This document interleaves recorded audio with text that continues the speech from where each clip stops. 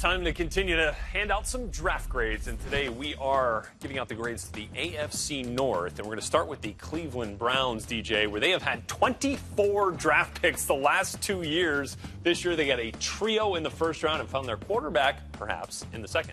Yeah, look, they needed impact blue-chip players, and I think they got some here. I gave them an A for what they're able to accomplish, and to me, you start right at the very top. They got the best player in the draft, which you should do when you pick first in Myles Garrett.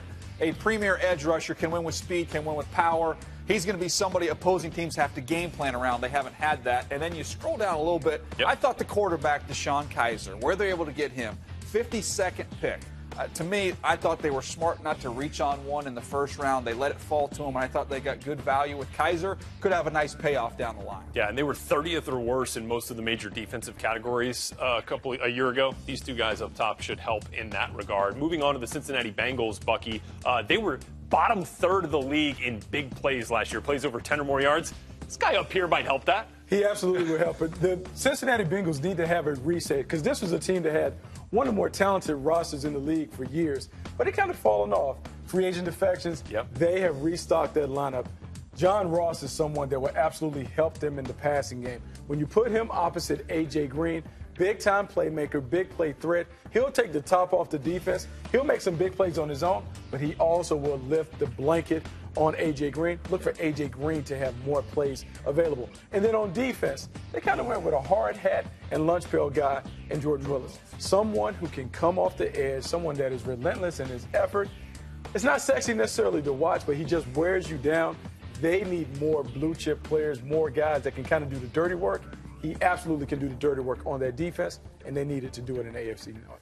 All right, and we move on to the Baltimore Ravens here, DJ. It was defense and Alabama heavy for Ozzie and company. Yeah, they got some good players here. When you go down through the list, guys like Wormley, a value pick, Siragusa, who could eventually be a starter. So I like what they did here, but I ended up giving them a B-, and I'll give you the reasons why here. Marlon Humphrey there in the first round, I think, is a talented football player. Height, weight, speed, toughness, no question. I love that about him. But playing the football down the field has been an issue. It was an issue in the Arkansas game that I watched. It was an issue against Clemson. It was an issue against Ole Miss. So, to me, I thought he was more of a second-round type player. So I dock him a little bit there. Tim Williams has tremendous upside. I heard Charlie Casserly talking earlier today, talking about how he thought he could be the second-best pass rusher in this draft. No question, there is a ton of ability there, but a little bit of a risk involved. We talk about some issues there that you worry about him off the field. So you take that all into account, and to me, the biggest issue, they didn't address the wide receiver position, and that still is a glaring hole on this roster. That's why I gave him a B-. All right, the Pittsburgh Steelers did address the receiver position. They got Juju Smith-Schuster, but they also went linebacker, as they have for the fourth time in the last 5 drafts. T.J. Watt out of Wisconsin, their first-round pick. You know, I think the Steelers had a solid overall draft haul. I'm going to give them a B+. And the reason I'm giving them a B+ and not necessarily A, I thought they got really, really good players. I don't know if there's necessarily a star in the group. And when you're drafting enough guys, particularly at the top, you want to make sure you get a star. In T.J. Watt, you get a versatile player, a high-motor player, a guy who really has the ability to play inside or outside. He has the ability to rush the passer. We saw that his last season at Wisconsin with 11.5 sacks. I just don't know if he's dynamic enough to be able to get it done at a high level. And Cam Sutton, he is a versatile player in terms of his ability to play outside and in the slot. Also maybe can bounce back to safety. His ability to play zone, play with eyes, vision, ball skills, and instincts, he should be able to produce turnovers. Versatile player, you throw him in the mix.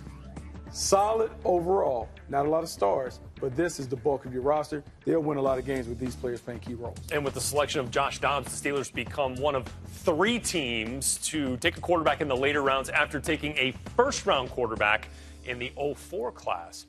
J.P. Lossman, a first-rounder that year as well. J.P. Remember the Bills. Tulane. The Bills went Nathan Peterman. Weldy Moore back in the day. Okay, see, there you go. A little green wave action. I like it.